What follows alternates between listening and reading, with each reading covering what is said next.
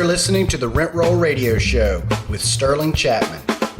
Hey, Rent Roll Radio listeners. As always, I'm your host, Sterling Chapman. Today, we are joined by Ryan Bodin with Bodin Properties.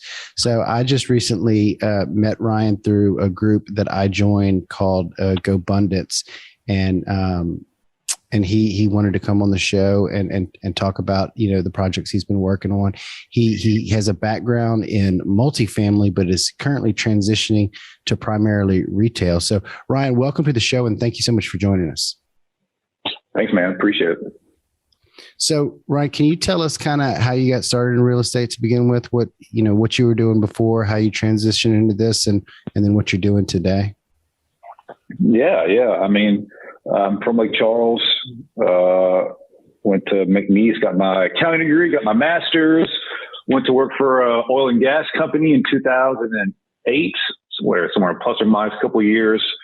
And then whenever the market crashed, because I was in 08, got laid off, went and worked for my uncle. I got my real estate license.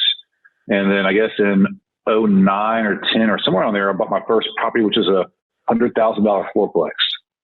And I borrowed $40,000 from my parents for the down payment. So I bought two fourplexes. Each one was $100,000. It's $200,000 down 20%. So I put on $40,000. My parents loaned me, and I turned those apartments into about 1,500 units in about 8 years.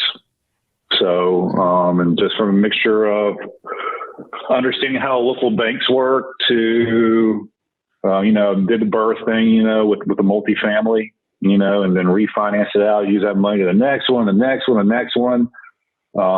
then I got really good with structuring the deals, structuring the debt, playing with the local banks on how to leverage my cash a little bit more. And as of COVID, I've been selling my apartments off, and now I own about 600,000 square feet of retail from Louisiana, Mississippi, Alabama, Georgia, Indiana, Ohio. That's where my centers are. Awesome. So why the switch? I've had this like chronic fear of retail since the advent of Amazon. Sure. No, I mean, it's a real fear. I got burnt out with the multifamily.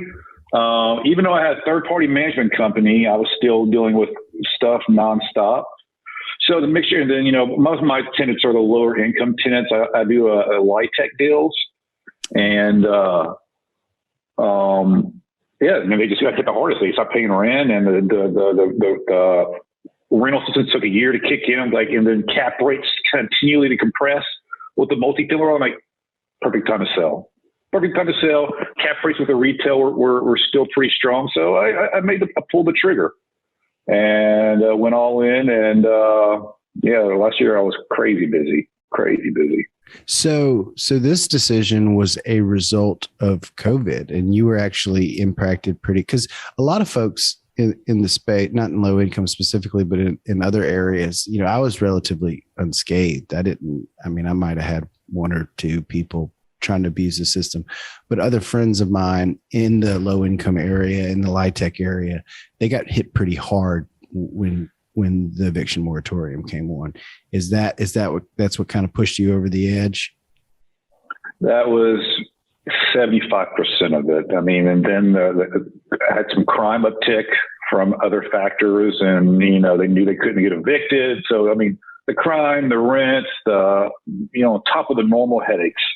And then, of course, seeing how much money was out there, led to my decision to go just make the switch. But I still have 500 apartments, so I haven't done it all. I'm trying to sell the last 500, so that may be done in the next couple of weeks. So we'll see. So I feel like we skipped over a very significant part of the story. You bought two fourplexes and then turned that into 1,500 units. Mechanically, right. How exactly did you do that?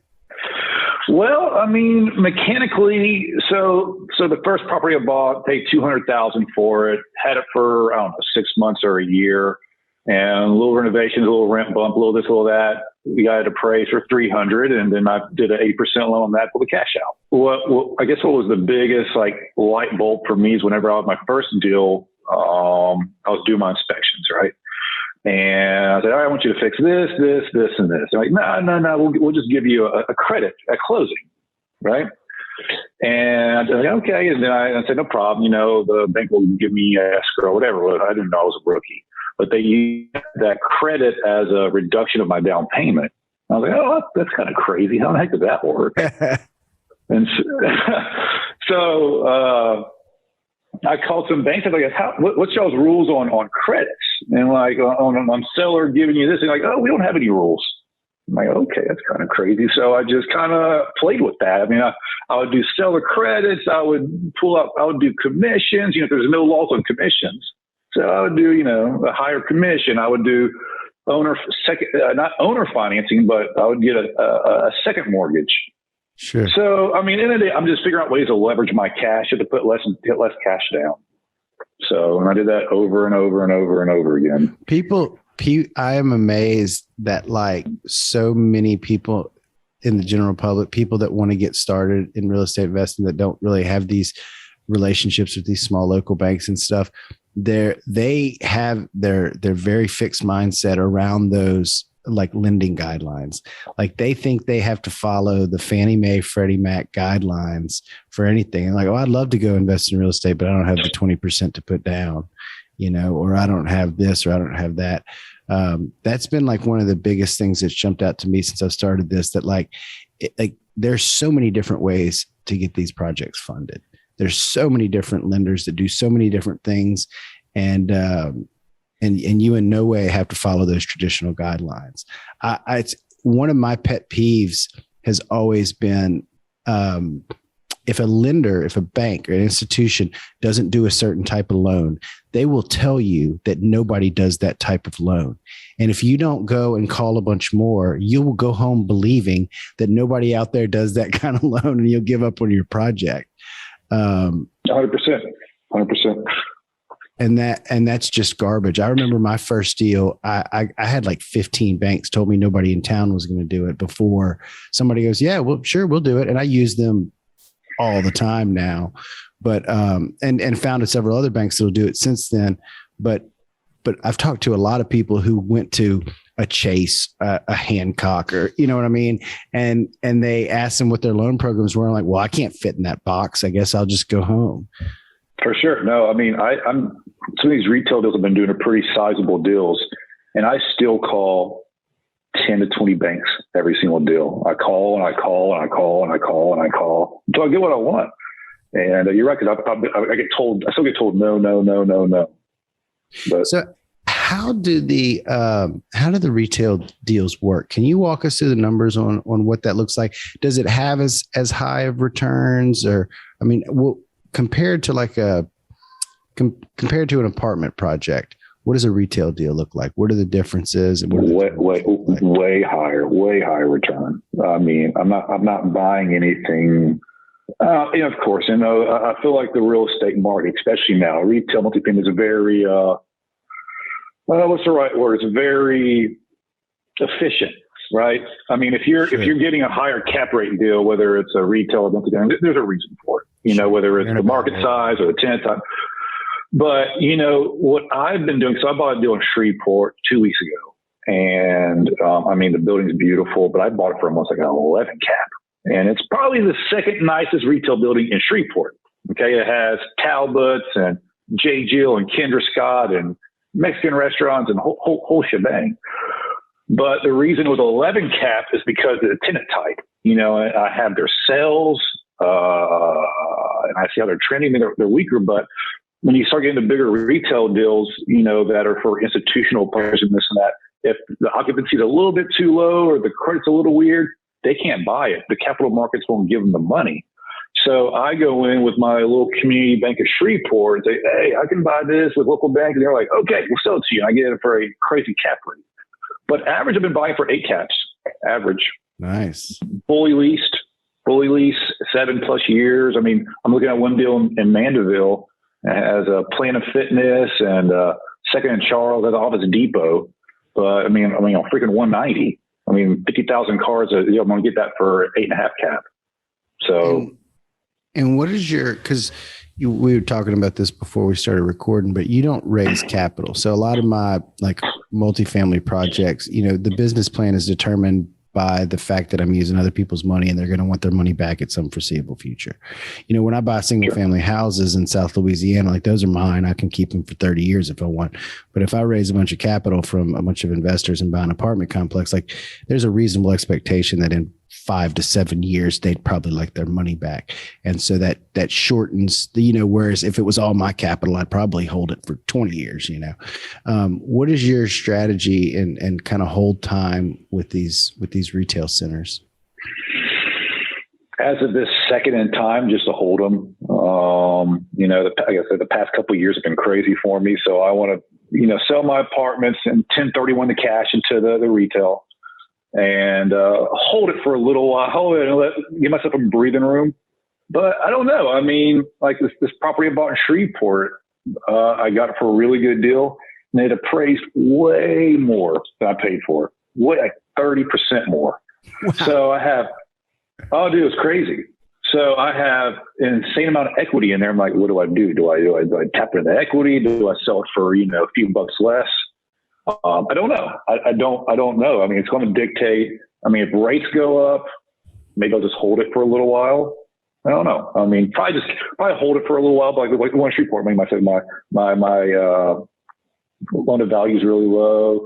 I mean, my debt with these local banks, I'm getting 25-year RAM, getting interest only, no prepay, rates in the threes, things like that. So awesome. That's great. That's great debt. Usually for me to get that longer AM debt these days, I'm saddled with a prepayment. Do you find you're able to get different types of loans for the retail versus the multifamily, or is it pretty much the same terms with the same banks for the different asset classes?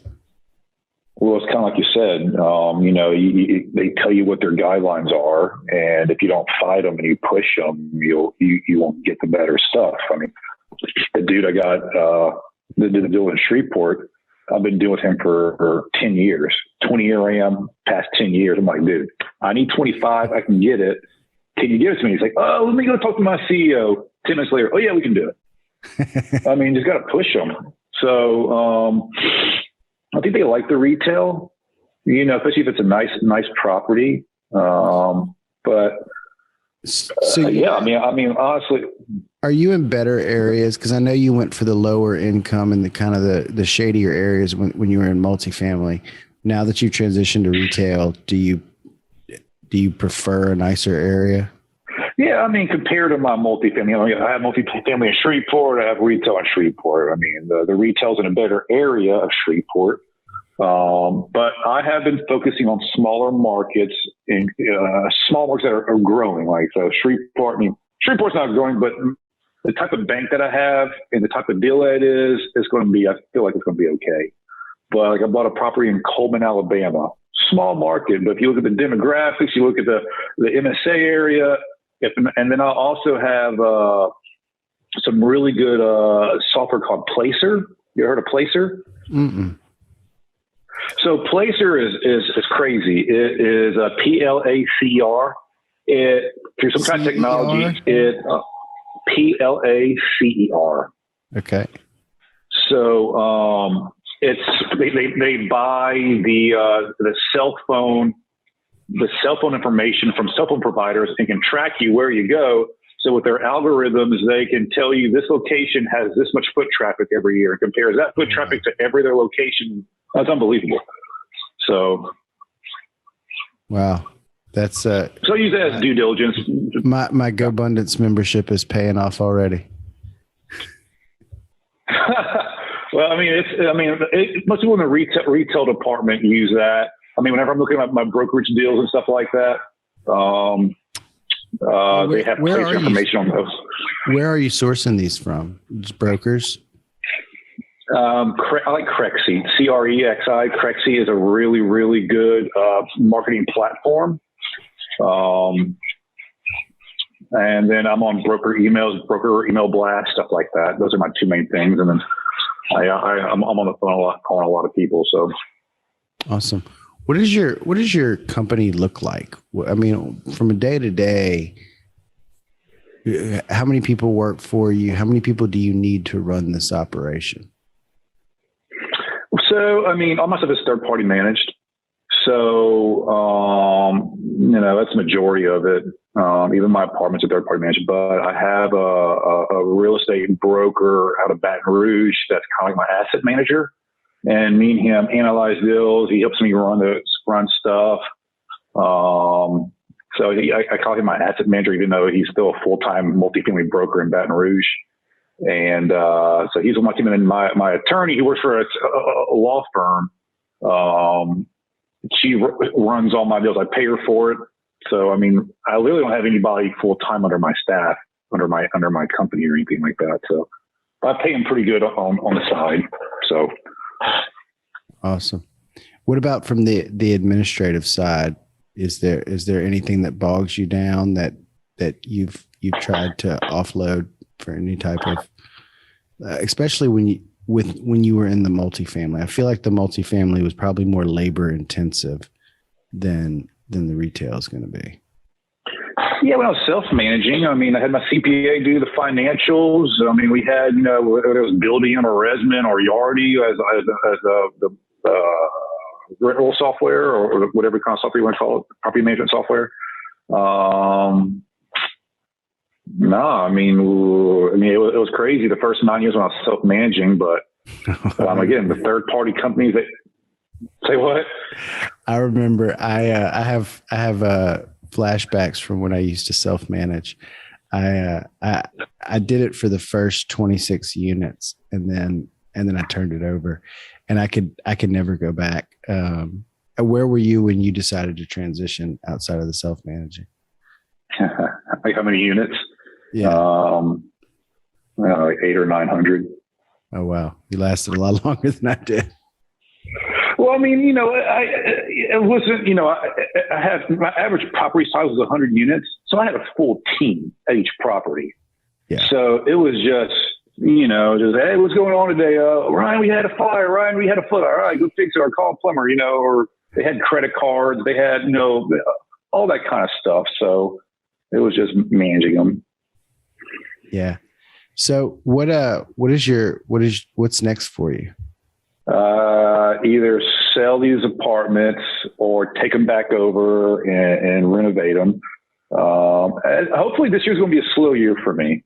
So hopefully I'll get, knowing me, some kind of amazing deal may pop up in my lap and then, may have to go after it, but I'm going to be doing some refis this year.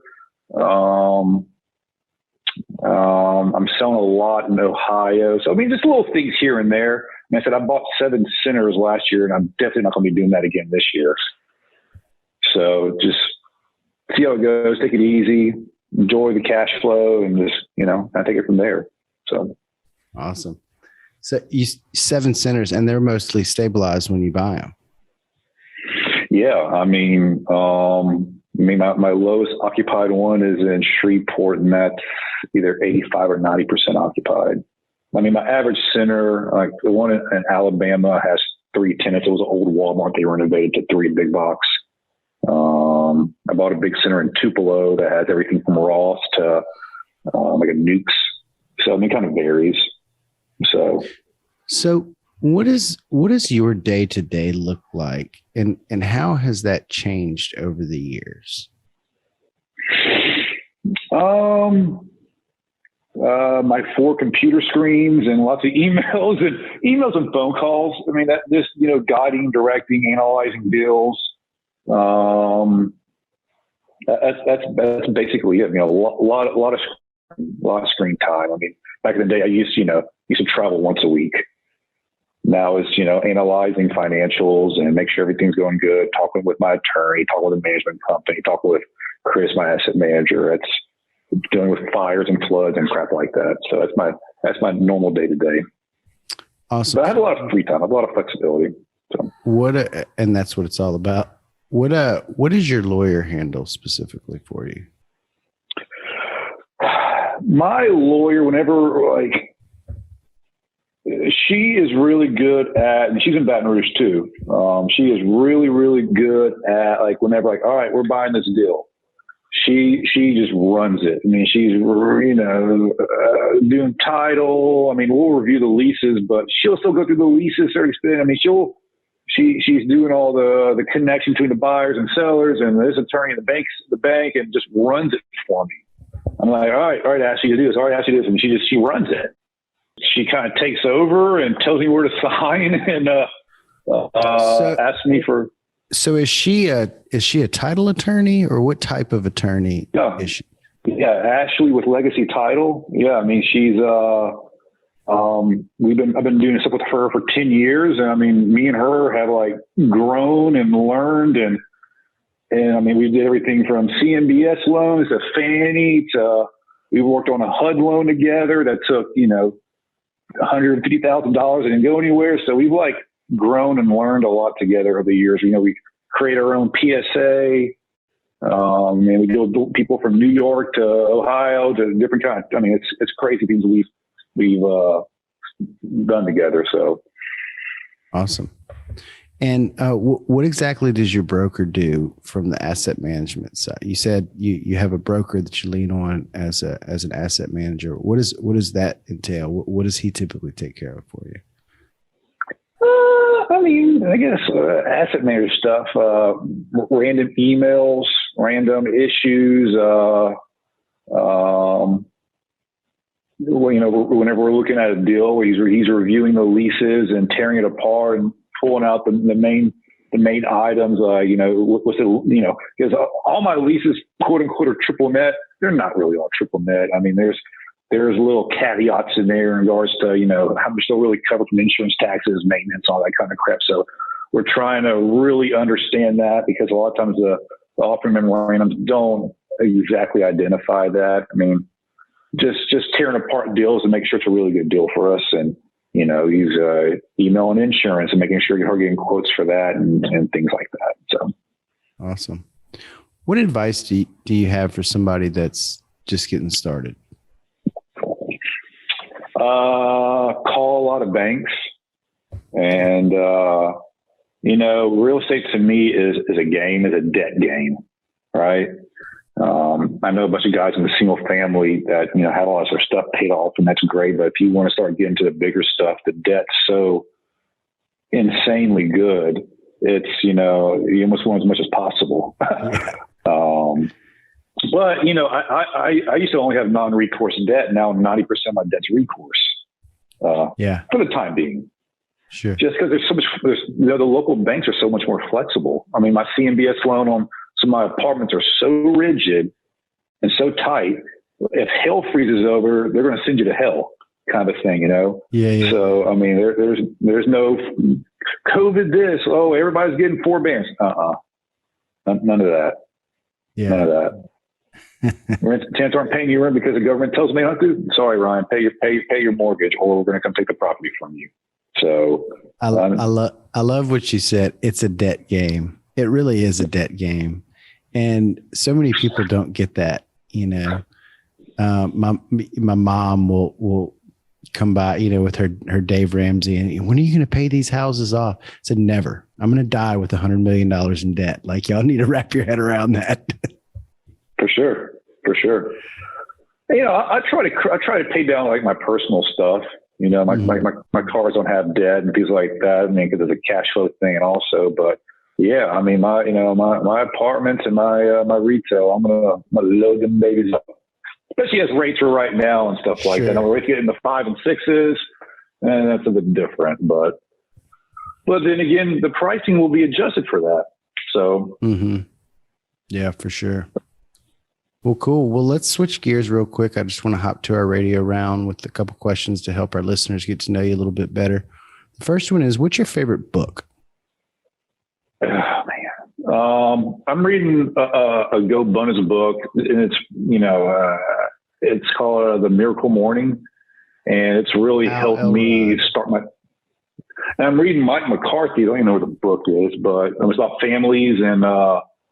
So yeah, I mean, that's I live by that on a daily basis, how I start my mornings, and it really sets my day. So I mean, from a practical standpoint, that's probably my favorite book, at least right now.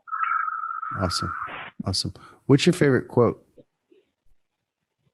I think my favorite quote, I saw somebody wear this shirt one day. It says, I think it says, one says, "Stop complaining, nobody cares." So work harder. It's not really a quote, but work harder, nobody cares. That's what I got one. No, dude. It may have been your shirt I saw. That's probably your shirt. Yes, I like that. Yeah, it was your shirt. I'm like, dude, that's an awesome shirt. It's an awesome shirt. Yeah. And I fell in love with that thing when you wore that. I'm like, oh, that's amazing.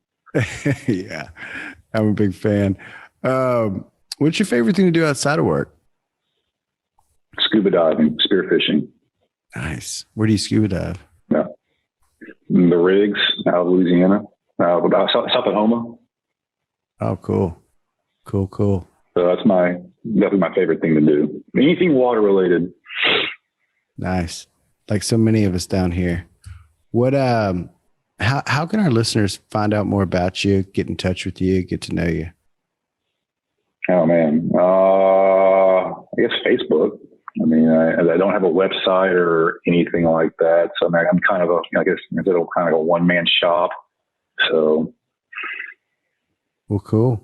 Well, Ryan, I really appreciate you joining us today. It was a pleasure getting to know you and learning more about your business. And I look forward to spending some more time with you in GoBundance and keeping up with you on your real estate journey. Yeah, man. Sounds great. Awesome. Thanks for tuning in to the Rent Roll Radio Show, brought to you by Crestworth Capital. We hope you enjoyed the show. And if you did, please hit the subscribe button and leave us a rating and review. You can also visit us at crestworthcapital.com or rentrollradio.com, or follow us on Facebook at Rentroll Radio or at Crestworth Capital.